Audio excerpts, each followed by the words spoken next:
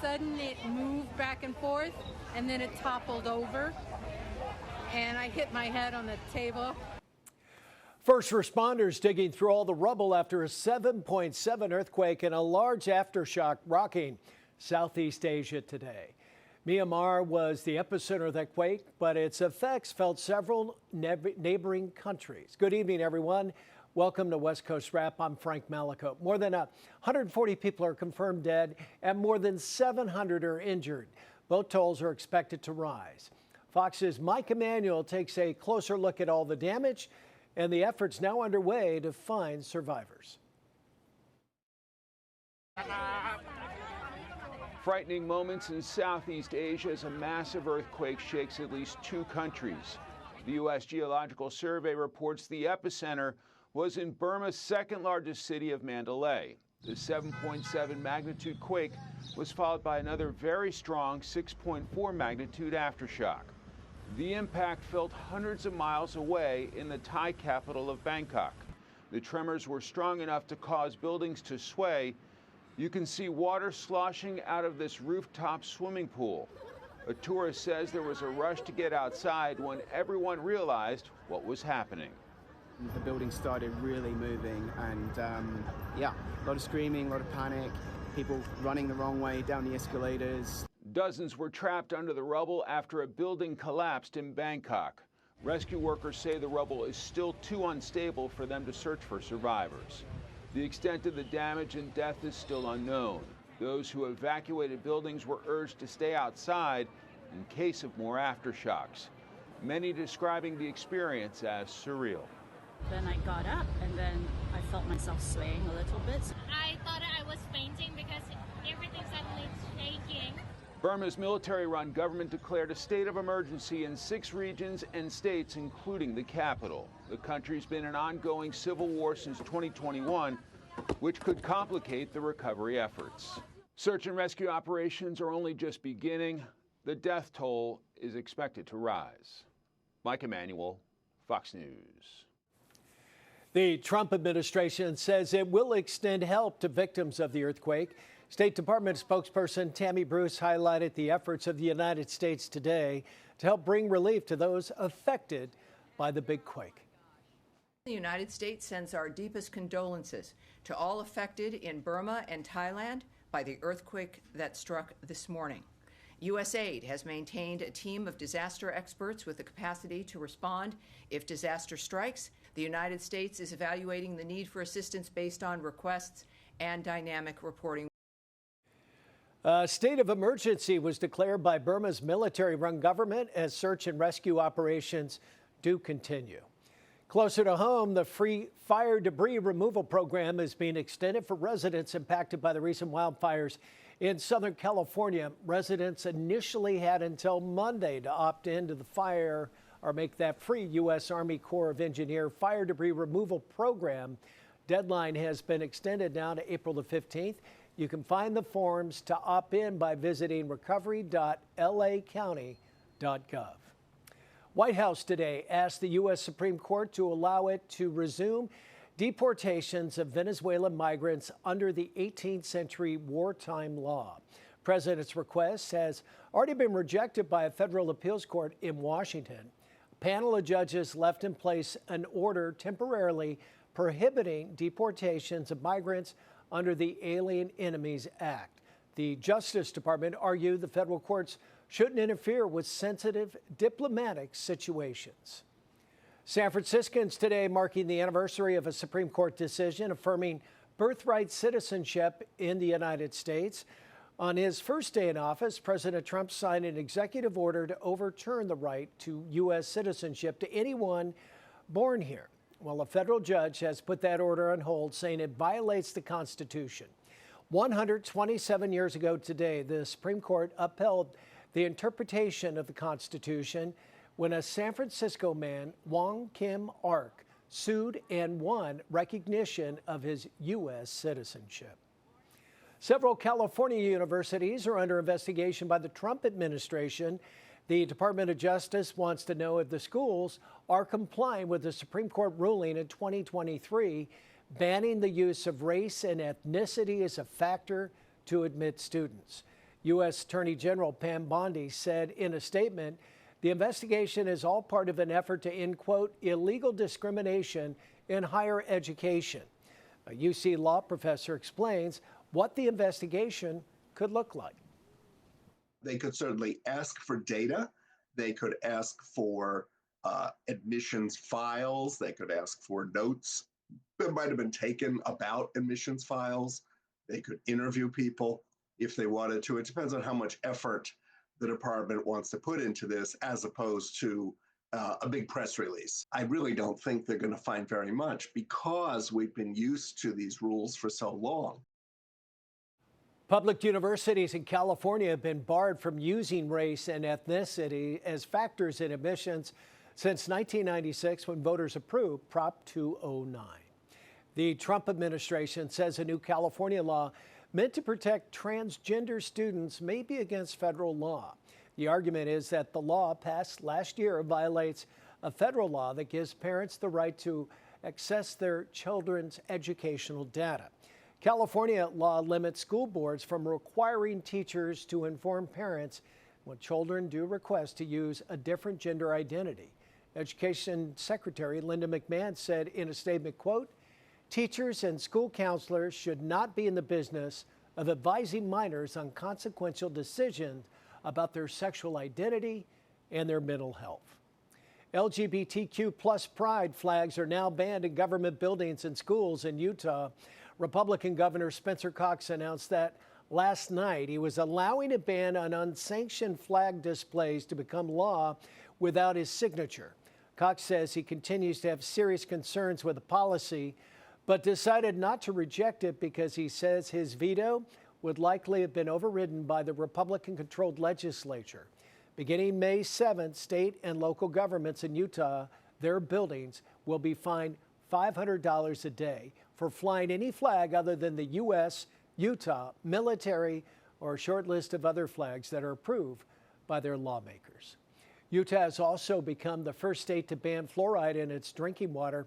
Governor Cox signed legislation this week barring cities and communities from deciding whether to add the mineral to their drinking water. The naturally occurring mineral is used to strengthen teeth and prevent cavities. State lawmakers claim it's too expensive to put into the water. There have also been concerns that excessive levels of fluoride can pose a risk to kids in their development, although those levels would be much higher than the amount usually put in to drinking water.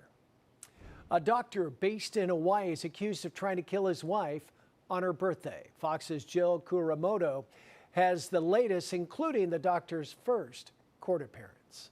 Thank you, Your Honor. We've received a copy of the complaint. We'll waive reading of it and likewise ask that a preliminary hearing be set.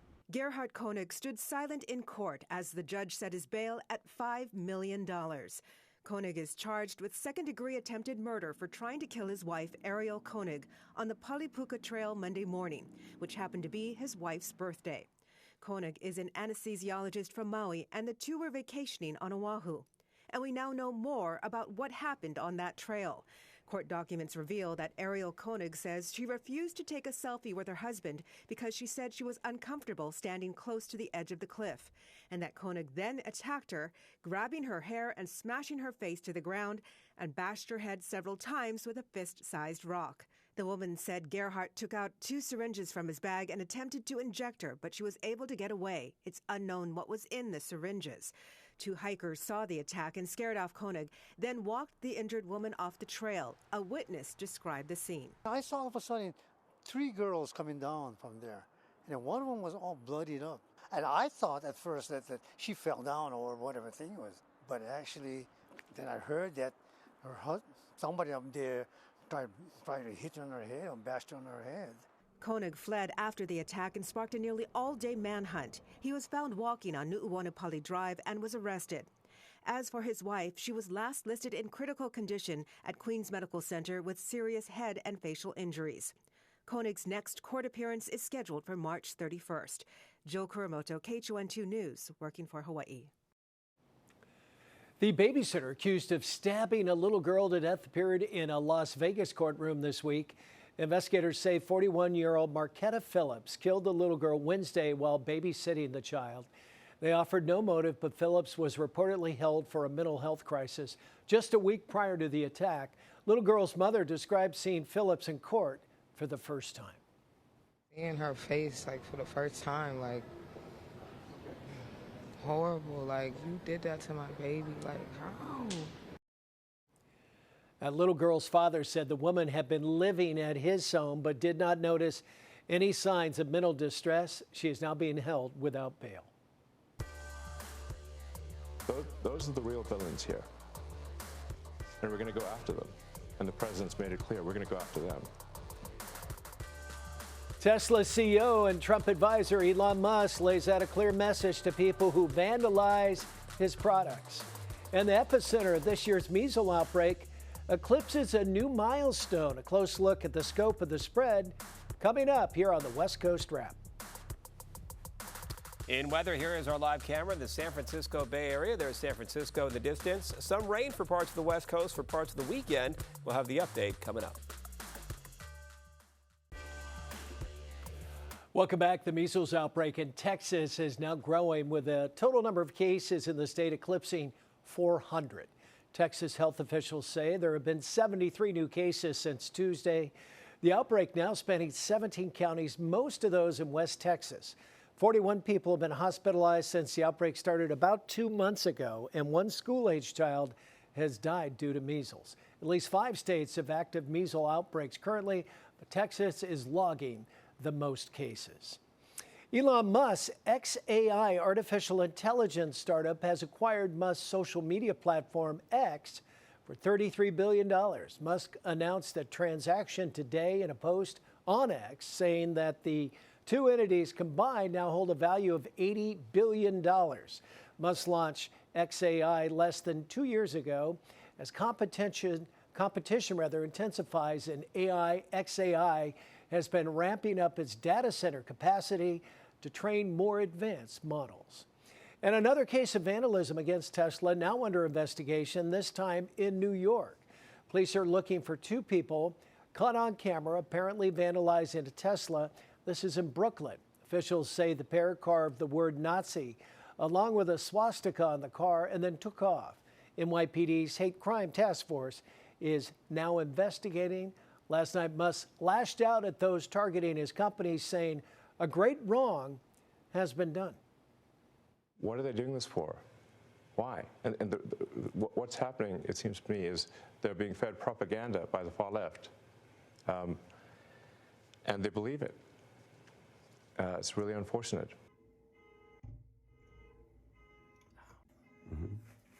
People have been charged in Oregon, South Carolina, and Colorado. The FBI has now launched a task force to investigate those crimes. Some new data showing California has now seen 2 straight months of job losses for the first time since 2020. Revised numbers from the state show over 20,000 jobs were lost in the month of January, 7,500 jobs in February, across industries including construction, manufacturing, and financial services. Healthcare and state government jobs saw an uptick, but one analyst told us growing concerns about tariffs are bringing uncertainty to businesses all across the U.S. As the tariff numbers continue to shift and there's uncertainty where we're going in terms of tariffs and how much they're being used as a negotiating tool, how much they'll really be instituted, it's that uncertainty that's having the impact of halting hiring decisions. The jobs come after 4 years of consistent monthly job gains in California. Job losses, rather.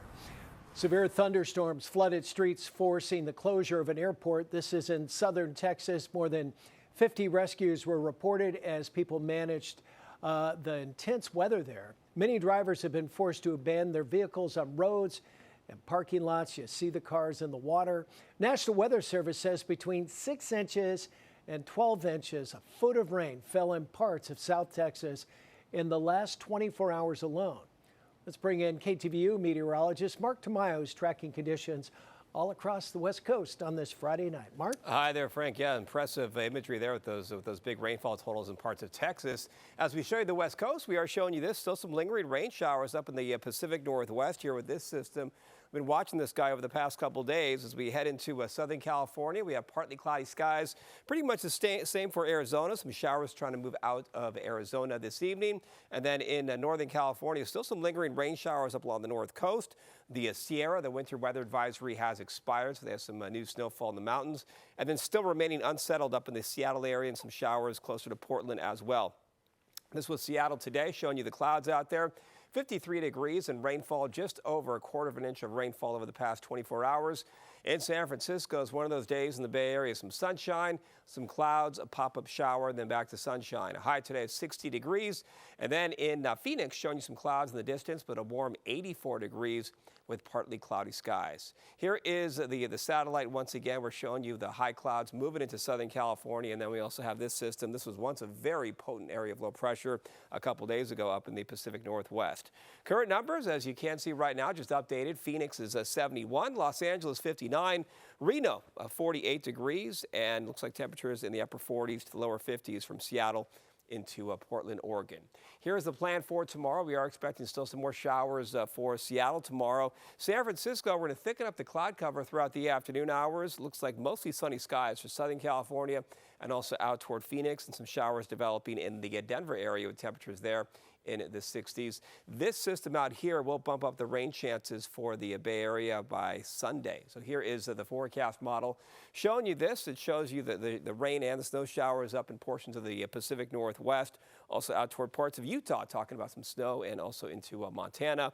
And then as we take this into Sunday, here's that rainfall kind of expanding in coverage for Oregon, portions of California, even approaching maybe Santa Barbara County into the Sunday afternoon forecast. It remains a bit unsettled. Maybe the active weather pattern will continue, in fact, into early next week. So here's the plan over the next 3 days. Seattle, they have the showers for tomorrow, and then another rain cloud for Monday. San Francisco, increasing clouds, rain showers first thing Sunday morning, and then in Los Angeles, maybe the chance of some rain early next week. If you want the warm temperatures, Phoenix is the place to go. Temperatures still back up into the lower 80s over the next 3 days. Frank. All right, road trip to Phoenix. Yeah. Thank you, Mark. Well, Waymo is expanding its service area in Los Angeles. The driverless taxi company will now offer rides near SoFi Stadium in Inglewood, and the shopping center in Westchester is part of the Waymo One service. The company currently operates in West LA, including Beverly Hills, Culver City, Santa Monica, and West Hollywood. The company is also testing driverless vehicles on LA freeways, a move that could significantly expand travel options for riders in Southern California. 2 of the 4 rail lines in downtown Los Angeles are out of service over the weekend. Officials say this is to allow constructions to upgrade a rail yard and better accommodate a future subway extension project. Bus shuttles are helping riders reach their destinations, but one commuter tells us this is adding at least an hour to get home, and any more delays will be mighty frustrating.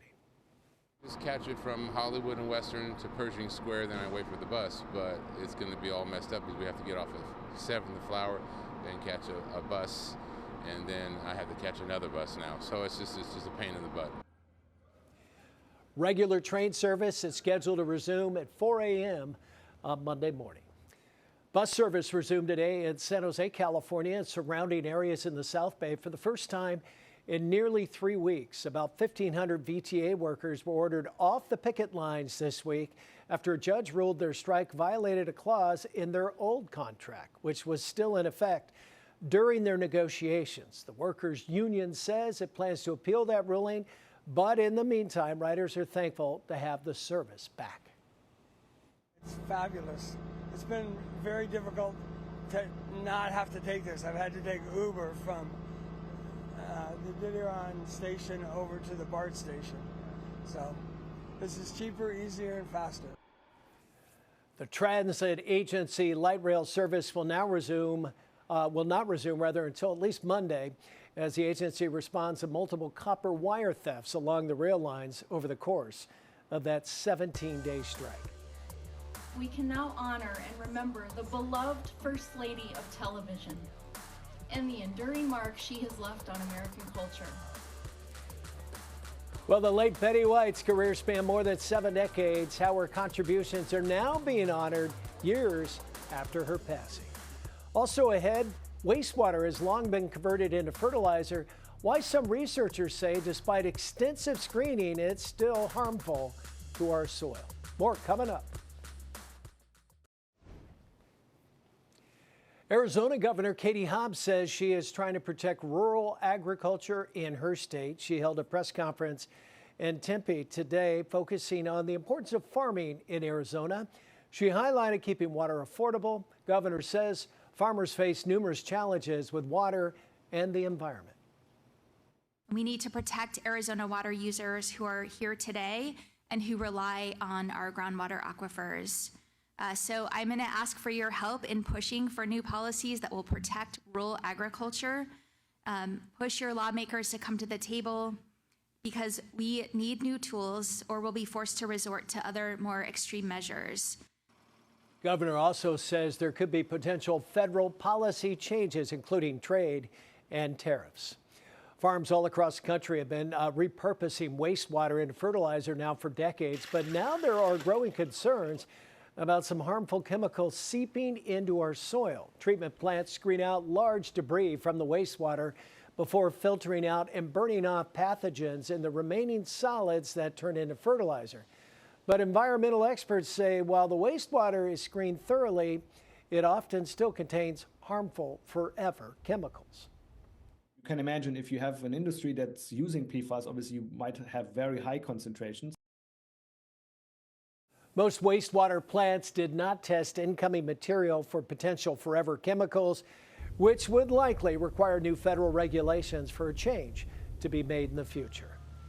Iconic actress Betty White is being honored with her own U.S. stamp. The beloved Golden Girl actress being celebrated with a new U.S. Postal Service stamp at a first day of issue ceremony in Los Angeles at the LA Zoo this week. Fans gathered to see the blue curtain drop to unveil the brand new stamp. Those in attendance praised White for her contributions to society. Who didn't love Betty White? Her smile, her sense of humor, her basic decency. Our country, our city, and yes, even our LA Zoo would be much better if more people followed her example. Betty White put her stamp on everyone and anyone she came in contact with. Betty White, forever our Golden Girl. White, who worked with the Los Angeles Zoo from its 1966 opening until her death at age 99. She passed away in December 2021. And by the way, a dear friend of mine, Dale Stefanos out of Boston, is the artist behind that beautiful stamp.